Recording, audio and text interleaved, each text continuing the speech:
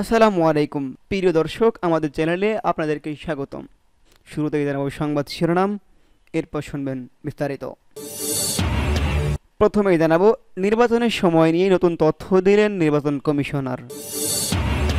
জানাবো সংখ্যানুপাতিক নির্বাচন ঐক্যের বদলে বিভক্তি আনতে পারে বলে উল্লেখ করেছেন তারেক রহমান।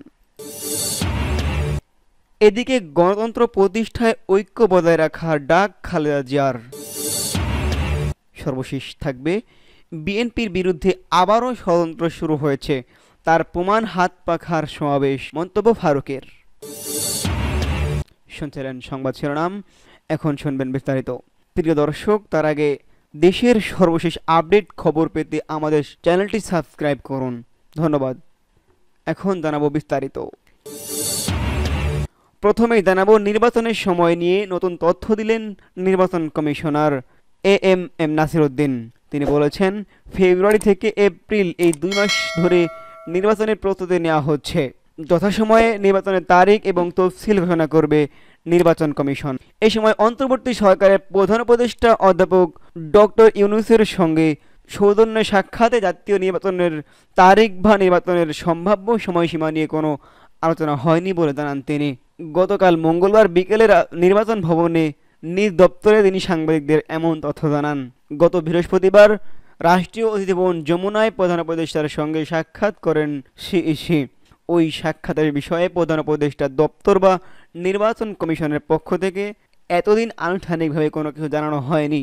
সাংবাদিকদের প্রশ্নের জবাবে নির্বাচন কমিশনার নাসির উদ্দিন বলেন, প্রধান উপদেষ্টার সঙ্গে এটি ছিল সৌজন্য সাক্ষাৎ, তারপর কিছু বিষয় আলোচনায় এসেছে। প্রধান উপদেষ্টা নির্বাচনী প্রস্তুতি সম্পর্কে জানতে চেয়েছিলেন। সিইসি জানিয়েছে, পুরোদমে নির্বাচনের প্রস্তুতি নিচ্ছে। লন্ডনে বিএনপির ভারপ্রাপ্ত চেয়ারম্যান তারেক রহমানের সঙ্গে বৈঠকের পর একটি যৌথ বিবৃতিতে আগামী ফেব্রুয়ারি প্রথমার্ধে জাতীয় নির্বাচন হতে পারে বলে উল্লেখ করেছিল। এই সময়সীমা নিয়েই প্রধান উপদেষ্টার সঙ্গে কোনো আলোচনা হয়েছে কিনা এমন প্রশ্নের জবাবে সিইসি বলেন, নির্বাচনের সম্ভাব্য সময় নিয়ে প্রধান উপদেষ্টার সঙ্গে কোনো কথা হয়নি। জানাবো সংখ্যানুপাতিক নির্বাচন ঐক্যের বদলে বিভক্তি আনতে পারে, মন্তব্য তারেক রহমানের। বিএনপির ভারপ্রাপ্ত চেয়ারম্যান তারেক রহমান মন্তব্য করেছেন, সংখ্যানুপাতিক নির্বাচন ব্যবস্থা দেশে জাতীয় ঐক্যের পরিবর্তে বিভক্তি সৃষ্টি করতে পারে। বিষয়টি গুরুত্ব সহকারে ভেবে দেখার জন্য সব রাজনৈতিক দলের নেতাদের প্রতি আহ্বান জানিয়েছেন তারেক রহমান। মঙ্গলবার 1 জুলাই বিকেলে বিএনপি আয়োজিত গণ অভ্যুত্থান 2024 জাতীয় ঐক্য ও গণতান্ত্রিক অভিযাত্রা শীর্ষক ভার্চুয়াল আলোচনায় সভায় যুক্ত হয়ে এসব কথা বলেন তারেক রহমান। তিনি বিতর্ক এবং সতর্ক করেন, এই ব্যবস্থার আড়ালে পলাতক ফ্যাসিস্ট অপশক্তি পুনর্বাসিত হওয়ার পথ খুলে দিতে পারে। তাই সকল রাজনৈতিক দলকে ভাবনার আহ্বান জানান তিনি। আলোচনায় ফ্যাসিবাদ বিরোধী আন্দোলনে নিহত ও আহতদের প্রতি শ্রদ্ধা জানিয়ে তারেক রহমান বলেন, গুম, খুন, অপহরণ, মামলা, হামলা, জেল কিছুই আমাদের আন্দোলন থেকে বিরত রাখতে পারেনি।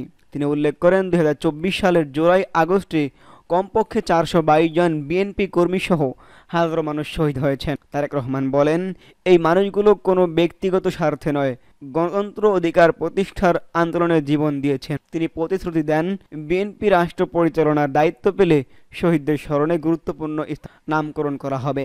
তারেক রহমান বলেন, সব ইস্যুতে সব দলের ঐক্যমত হওয়া জরুরি নয়, কিন্তু জাতীয় স্বার্থে একতা অপরিহার্য। 5ই আগস্টের আন্দোলন ছিল তার জ্বলন্ত উদাহরণ। আরো বলেন, গণতান্ত্রিক বাংলাদেশ গড়ার সুযোগ এসেছে, এবার আর ভুল করা যাবে না। শহীদদের ঋণ শোধের সময় এখনই। বিএনপির শীর্ষ নেতা জানান, অন্তর্বর্তী সরকার একটি জবাবদিহিমূলক নির্বাচনের পথ প্রশস্ত। এই সরকারই রাজনৈতিক সংস্থার ও ফ্যাসিস্ট শক্তির বিচারের কার্যক্রম শুরু করেছে, যা ভবিষ্যতে সরকার অব্যাহত রাখতে। তিনি বলেন, প্রস্তাব ভালো হলেও সব সংস্কার প্রস্তাব বাস্তবিক প্রেক্ষাপটে উপযুক্ত কিনা তা রাজনৈতিক দলগুলোর বিবেচনায় নেওয়া উচিত।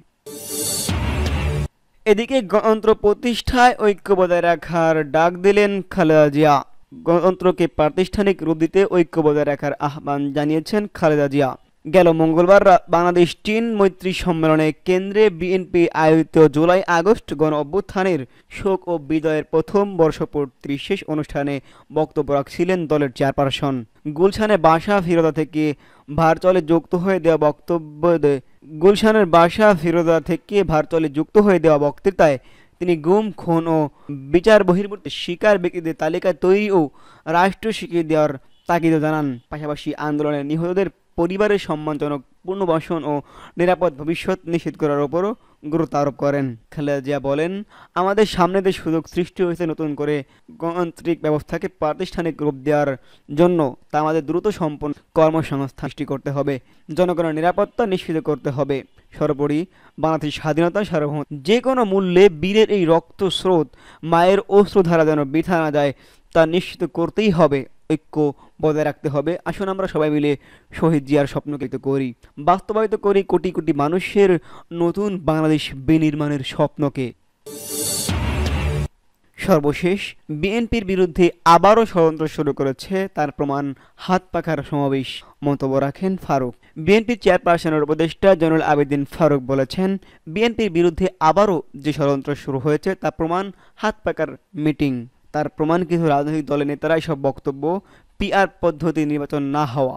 বুধবার ২রা জুলাই জাতীয় প্রেস ক্লাবের তোফাজ্জল হোসেন মানিক মিয়া হলে তৃণমূল নাগরিক আন্দোলনে আয়োজিত পিআর পদ্ধতির নির্বাচন নিয়ে দেশি বিদেশি ষড়যন্ত্র মোকাবিলায় নাগরিকদের করণীয় শীর্ষক আলোচনায় সভায় তিনি জয়নুল আবেদিন ফারুক বলেন, লন্ডনে তারেক রহমান ও ডক্টর ইউনূসের বৈঠক যখনই প্রত্যাশা পূরণের অপেক্ষায়, তখনই সোহরাওয়ার্দী উদ্যানে এই মিটিং করে সভা করে আরও ২-৪ জন রাজনৈতিক নেতাকে নিয়ে সাংখ্যানুপাতিক পদ্ধতির সংস্কার ছাড়া নির্বাচন হবে না কথা বলেন। অন্তর্বর্তী সরকারের উদ্দেশ্য তিনি বলেন, আপনি 10 থেকে 11 মাস কাটিয়ে দিয়েছেন, কিন্তু একটা লক্ষ্য আপনার আছে ফেব্রুয়ারি অনুগ্রহ করে নির্বাচনটা দেন, দেশকে শান্তিতে নিয়ে আসেন, দেশের মানুষকে শান্তিতে বসবাস করতে দেন এবং দেশের মানুষের বহুদিনের আশা আকাঙ্ক্ষা তার মূল্যবান ভোটটি প্রদান করার সুযোগ করে দিন। সাংবিধানিক প্রতিষ্ঠানগুলো ধ্বংস করা হয়েছে, একটি নির্বাচিত সরকারের মাধ্যমে যেন সাংবিধানিক প্রতিষ্ঠানগুলো আবার কাজ করার সুযোগ পায়। তৃণমূল নাগরিক আন্দোলনের সভাপতি মফিজুর রহমান লিটনের সভাপতিত্বে সবাই আরও বক্তব্য রাখেন বিএনপির যুগ্ম মহাসচিব অ্যাডভোকেট আব্দুল সালাম আজাদ, ধর্ম বিষয়ক সম্পাদক রফিকুল ইসলাম জামাল, নির্বাহী কমিটির সদস্য রহিমা শিকদার প্রমুখ।